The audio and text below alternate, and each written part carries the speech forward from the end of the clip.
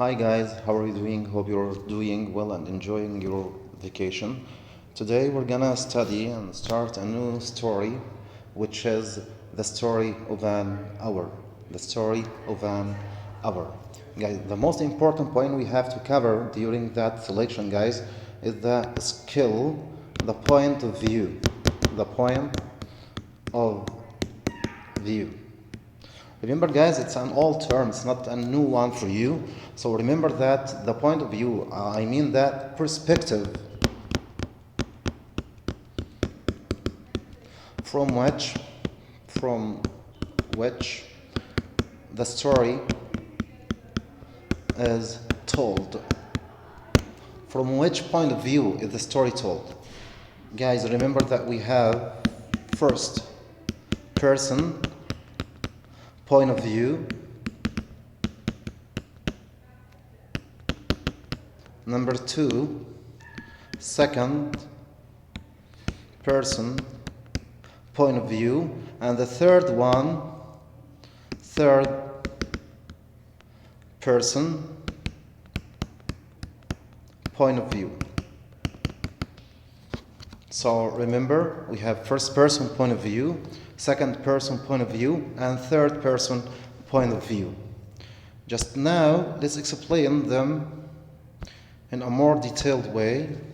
So the first person point of view, okay? The narrator is a character in the story. So again guys, in the first person point of view, or if a story is told from the first person point of view, the narrator is a character in the story. So you will find that the narrator uses pronouns like I, me, my, and mine. The second person point of view, okay, which is rarely will you face it, or maybe you have studied just one story using the second person point of view before. The second one, which addresses the character using you, and as I told you guys, rarely will you see it.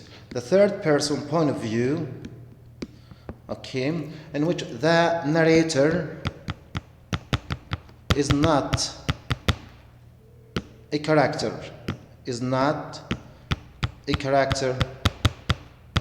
in the story.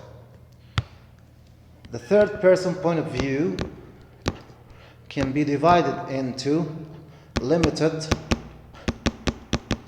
and omniscient. Limited and omniscient. What's meant by limited and what's meant by omniscient?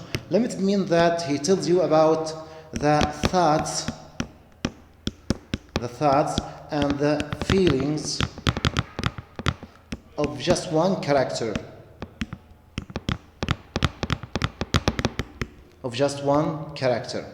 okay, just the limited third person point of view. So the author here guys, or the narrator, tells us about the thoughts and the feelings of just one character. The omniscient, the narrator tells us the thoughts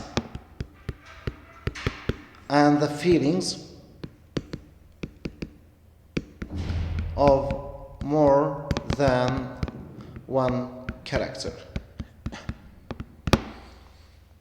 So again, the third person point of view can be limited and can be also omniscient. Limited means that the narrator tells us or knows the thoughts and the feelings of just one character.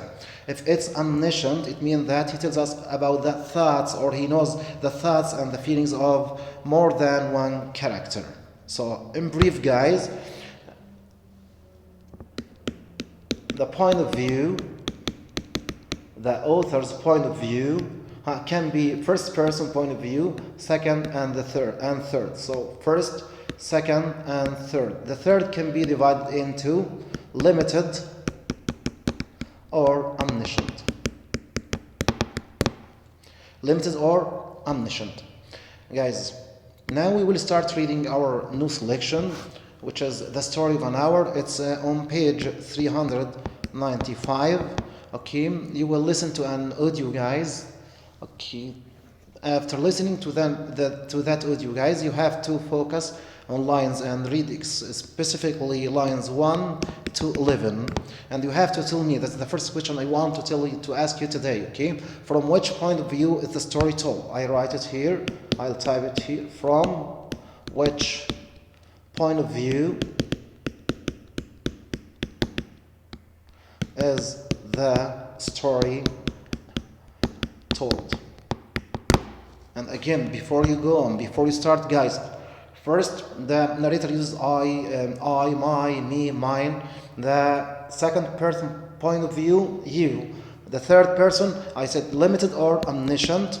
In that case, guys, the author or the narrator uses words like he, she, they. For example, he uses these pronouns, third person pronouns. So my first question again, guys, read lines 1 to 11 and tell me from which point of view is the story told, and you have to tell me, or you have to provide the text evidence. Now you will listen to the audio of the story.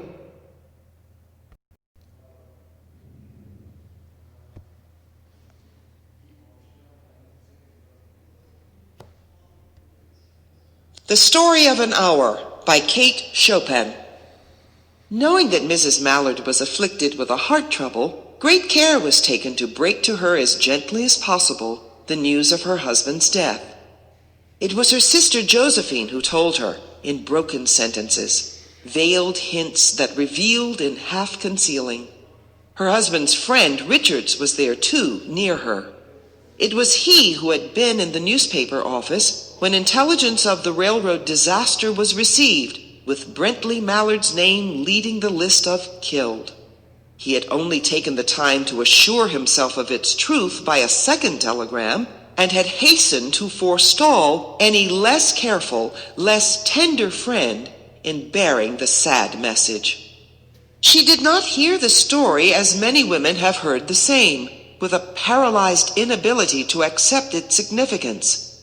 She wept at once with sudden, wild abandonment in her sister's arms. When the storm of grief had spent itself, she went away to her room alone. She would have no one follow her.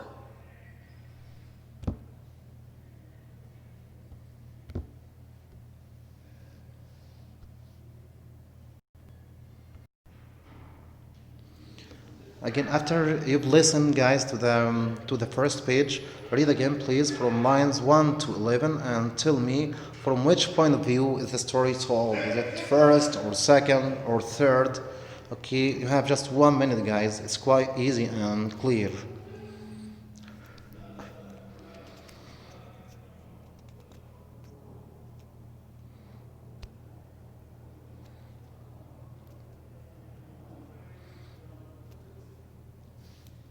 Okay, guys. So it's as you said, guys. It's the story is told from the third person point of view. Is it a limited point of view or omniscient? I mean that did the narrator tell us about the feelings, or is the narrator aware of the feelings and the thoughts of just one character? I mean the main character, or all of the characters in these lines? Okay, check again, please.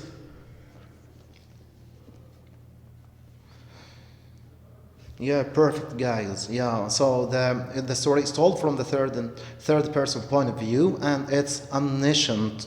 Why? Because he told us about the feelings of the main character, the woman whose husband has died, and also her sister and his friend. Her husband's friend who's called Richard. So again, guys, the story is told. The story is told from the third person point of view, and it's of course omniscient because the narrator told us about the thoughts and the feelings of those three characters we have here: the woman's feelings and thoughts, her sisters, and also Richard's thoughts and feelings. Now move to the next page, please.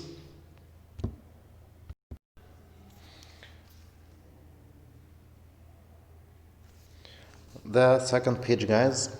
Okay, I'll read the first paragraph for you. There stood, facing the open window, a comfortable, roomy armchair.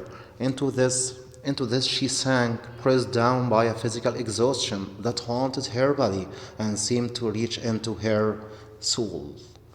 Here, the author is telling us how the woman felt after knowing the news of her husband's death. He said that she faced the open window. Okay, she was sitting in an armchair. She was pressed down by physical exhaustion. She was really tired or drained. Okay, and then the second paragraph, she could see in the open square before her house the tops of trees that were all a quiver with the new spring life. The author is just telling us or describing the sitting around here, the trees, and these trees were full of life because it was spring. The delicious breath of the rain was in the air. In the street below, a peddler was crying his wares. A seller, a vendor, was selling something and was calling people. The noise of a distant song, which someone was singing, reached her faintly, and countless sparrows were twittering in the eaves. Also, the description of the sitting around the woman, and seems it was a nice weather. There were patches of blue sky showing here and there through the clouds that had met and piled one above the other in the west facing her window. The same guys, the same description. She sat with her head thrown back upon the cushion of the chair, quite motionless, except when a sob came up into her throat and shook her, as a child who has cried itself to sleep continues to sob in its dreams. She was young, with a fair, calm face, whose lines bespoke repression and even a certain strength. But now there was a dull stare in her eyes, whose gaze was fixed away of yonder on one of those patches of blue sky. It was not a glance of reflection, but rather indicated a suspension of intelligent thought. Here is telling us about the girl when she was still a young girl with her fair face and calm face, okay, and it had some signs of repression, that she was repressed, and even she was repressed, but also her face bore certain strength. But now, when she grew up, when she has grown up, there was a dull stare in her eyes. Her eyes had a dull look, whose gaze was fixed away of yonder on one of those patches of the blue sky. Then, the next lines, guys, I want you to focus on these lines, guys, from line 37 to 49. From 37 to 49. Again, from 37 to 49. Here I have two questions, guys. The first one, and please focus, please. I want an example of irony. An example of irony. That's number one. An example of irony. Take your time reading, please. Lines from 37 into 49. An example of irony. And remember that irony, when you say something, but of course you do not mean it exactly, you mean something different, okay? For example, when you see your friend is so weak, for example, okay, so you can mock him and create irony here by saying, no, you look very strong. So that way you are ironic that way. So read, please, and find an example of irony here. So I get that you got it right, guys. So the irony here is in lines 42, when he said that the woman was striving to beat it back with her will. Okay, just let's describe the situation in which the girl was. He said that now her bosom rose and felt she was beginning to recognize that thing was approaching to possess her. That's the most important point, to possess her. And she was striving to beat it back with her will, as powerless and her two white, slender hands would have been. Guys, before that, guys, in the previous paragraph, Okay, the author described as the thing that she was feeling. There was something coming to her, and she was waiting for it fearfully. So it means that she was in dread, she was afraid, she was frightened. And then, okay, to continue that elements, he said that she was striving to beat it back with her will. She was striving to beat it back with her will. Okay. Till now, guys, just a description of the situation. Something is attacking her, something is assailing her, and she was frightened, and she is striving to beat it back with her will. So what is that? What is the irony here, guys? If you move to lines 49 and 47, sorry, to line 47, okay, let's read it together.